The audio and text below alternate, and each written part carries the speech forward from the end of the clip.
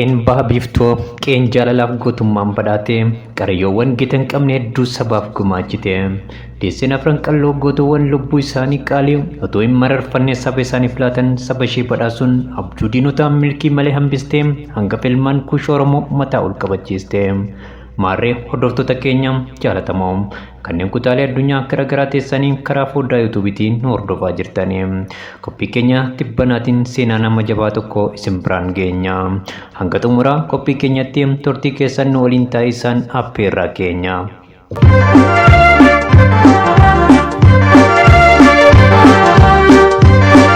Haramaatti dhalatee jireenya isaa guutuu saba isaa akkaan jaalatuuf arjoomuu filate. Onneen isaa xiiqiin kan ulfaa'e gooti ilmi sabaa gootummaa maatii isarraa dhaalee aartiin gootummaa lallabee kan rafe dammaqsee sabatti abdii horee gaandii qabsoo agarsiise. Gooti kun fuula isaa irraa yeroo hundumaa gammachuuf abdiitu mul'ata. Bashaasha ilma sabaati karoorroof hin jilbeeffanne waahila abdii qopheeti. Bakkalchi sabaa kun bilisummaaf imimmaan ijatoo wal maraa obsees irraa hafuun hin dadhabe garaa sidhabee hin jiraadhu biyyatoo Oromiyaa jechuun jaallaaf kabaja Oromiyaaf qabu aartiin kuuleem gochaan dabalee viizaa Noorweey ergamee fudhatama dhoorgatee saba isaa caalchifatee qananii biyya ormaa lagatee diinan kokkee wal qabee mana hidhatti gidirfamee hadhaa qabsoo dandame. Gooti kun turtii hidhaa ganna 8 booda mana hidhaatii bahee turtii waggootaa booda gidiraa mana hidhatti irra gaheen dhukkubsatee sagalee isaa kiloleen oodee bara 2006 akka lakkoofsa faranjiitti addunyaa kanarraa boqote. Gooti kun qabsaa gameessa sabaa gooticha Ilma Bakar Waaree aartist Usmaayyoo ture. Hanga xumuraatti turtii keessan waliin taasisan affeerraa keenya yeroo hundumaati.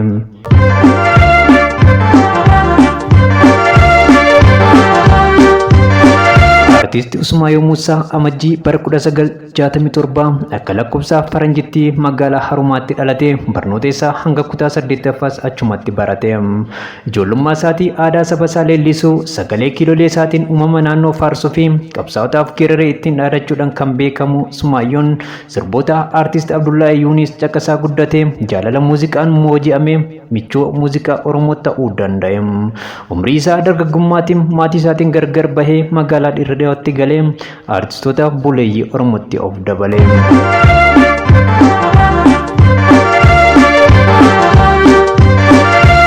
Artisti Usmaayyoon gara laaffinaa fi mararoo guddaa uumama waaqni uume hundaaf qabuun beekama. Akkasumas artistiin kabajamaan kun kokkolfuun taphachuu fi kabajaan nama simachuun daran bashaasha namaa ta'uu isaa hiriyooti isaa ragaa bahu.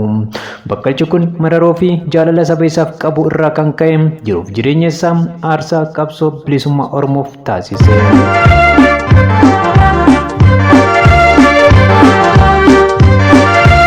Fedhii fi jaalala muuziqaaf qabu ifatti baasee mul'isu kutannoo guddaa agarsiisaa kan ture Usmaayyoon bara 1987 abdii qophee waliin ta'uun hojii muuziqaa qindeeffatee albama isaa jalqabaa hojjete. Albama isaa jalqabaa magaalaa Dirreedawaatti kan argamu mana muuziqaa Maammat Awaash waliin ta'uun maxxanse. Albama kanarraas wayita hojjetu sirbuma raaqsatiin eegale. Usmaayyoo Muusaa albama isaa jalqabaa kanarraa homaatu osoo hin fayyadamin akka hafee fi mootummaa dargiitiin akka hordofamaa turellee dhaga'u ishee intalli isaa hangafa artisti Saartuu Usmaayyoo Muusaa ragaa baate. Dabalataan artisti Usmaayyoo Muusaa albama ni waamti jedhu uummata isaaf qaqqabsiisee akka ture Saartuu ni dubbatte. Keessumattuu sirba isaa seenaa dhaabbataa jedhuun onnee uummataa weeraree diinatti mataa bowwoo ta'e.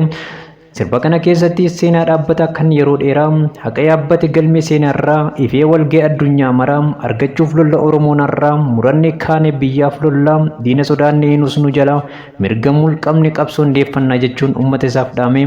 Kanaanis ija tikaa wayyaanii bu'ee hordoffiin itti hammaate.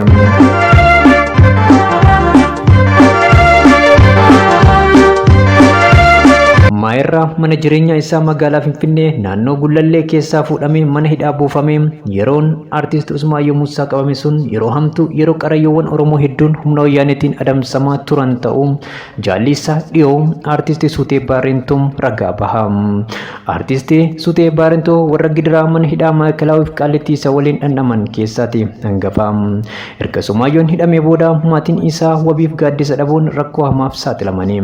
Keessumayyuu haati warraa isaa waggoota 8 inni mana hidhaa keessatti rakkachaa ture sanatti ijoollee isaa guddisuu fi Usmaayyoo mana hidhaa keessaa baasisuuf oliif gad osoo fiigduu dadhabbii miidhamaa fi roorroo ishee mudateen ijoollee ishee sadan dirreetti facaaftee abbaa warraa ishee mana hidhaatti dhiiftee addunyaa kanarraa goddaante. Kanaanis ijoolleen Usmaayyoo haadhaaf abbaa malee haftee qormaata hamaaf saaxilamte.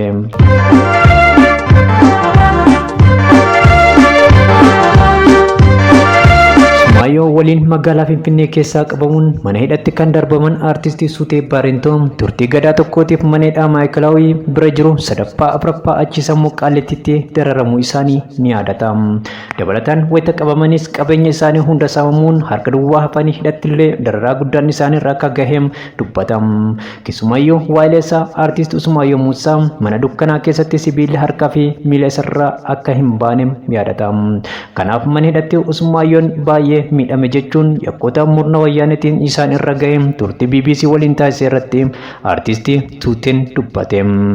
Gara kuteessi ilmi sabaa gooti onneen gaaraa aartist Usmaayyoo Muusaa akkuma mana hidhaatii bahin albama isaa sadaffaa mata duree hidhaa fi ajjechaan hamilee nuun cabsu jedhuun uummata isaan qaqqabsiise. Kunis aartist Usmaayyoon yoomiyyuu qabsoo kanarraa booddeetti akka hin deebine diinaaf mirkaneessee saba isaa gaddaan hamileen cabee onnachiise. Akka aartistii Suuteen jedhutti aartistii Usmaayyoo Muusaa hiriyaa isa waliin dhaabbatee ijoollee isaa eeguufillee argachuuf hin carroomne. Kanaafis wayita waggaa 8 booda mana hidhaatii ba'ee waa'ee hiriyaa kan sirbeefe. Sirba kana keessatti hiriyaa hirkannoo gaachanaa firuumaa hanga du'atti jeetiin si abdadhee bada gowwoomina hiriyaan kee qabeenyaa jechuun hiriyoota yeroo bal'oo isa waliin taphatanii yeroo rakkoo isa baqatan Usmaayyoon qeeqe. Erga mana hidhaatii ba'ee booda aartist Usmaayyoo Muusaa haadha manaa lammaffaa fuudhee magaalaa Cirootti galee ijoollee dhiiraa lamas godhate. Haati manaa isaa lammaffaanis yeroo booda du'aan boqotte. Usmaayyoonis dararaa mana hidhatti waggaa 8 irra ga'ee tureen dandamachuu dadhabuun dhibamee bara 2006 akka lakkoofsa faranjiitti baatii sadaasaa keessaa achuma magaalaa Cirootti boqote.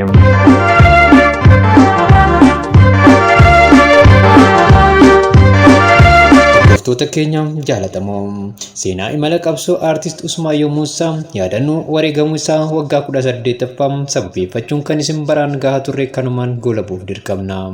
Kayyoof mul'ata Usmaayyoo dhaloota galmaan gahu haa taasisu. Lubbuun isaanii jannataan haa qananiitu. Qophii tibbanaa waliin ammil keessaa galatuu ture. Waan maatii keenya taataniif galatooma. Horaa bulaa deebanaa.